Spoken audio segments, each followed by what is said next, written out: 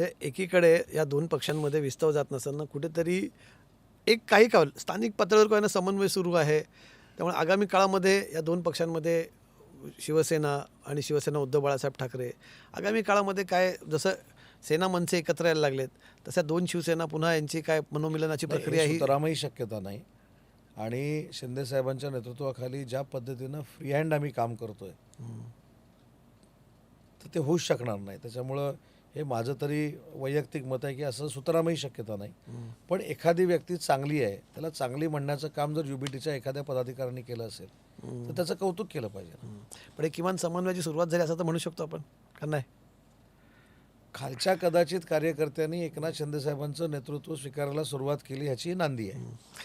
कोकणातला विचार करतो मग मला दुसऱ्या एका वेगळ्या मुद्द्याकडे आहे. कोकणात शिवसेना एकेकाळी कोकणचा बालेकिल्ला होता की शिवसेना म्हणजे कोकण आणि कोकण म्हणजे शिवसेना असं होतं. पण आता कुठेतरी तिथे भाजप एक खूप मोठा चॅलेंजर म्हणून तिथे होतं. शिवसेनेसाठी सगळ्यात मोठा तिथला स्पर्धक कोण आहे शिवसेनेसाठी राजकीयदृष्ट्या?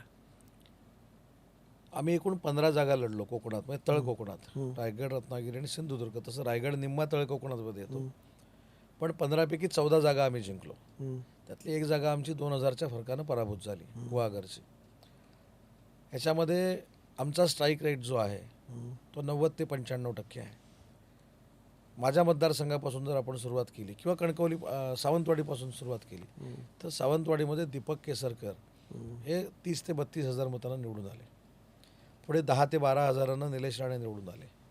त्याच्यानंतर माझे मोठे बंधू किरण भैया 19,000 मतांना निवडून आले. नंतर मी जवळजवळ 45,000 मतांना निवडून आलो.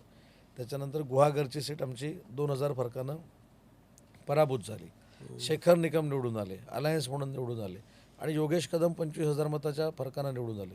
ह्याच्यामध्ये BJPचं नक्की अस्तित्व आहे. परंतु तिथे जर बघितलं तर वंदनीय बाळासाहेबांपासून धनुष्यबाणाला मानणारा वर्ग आहे आणि तो धनुष्यबाण आज एकनाथ शिंदेसाहेब बाळासाहेबांच्या विचारानं चालवत आहेत. म्हणून कोकणी जनता आमच्यासोबत आहे.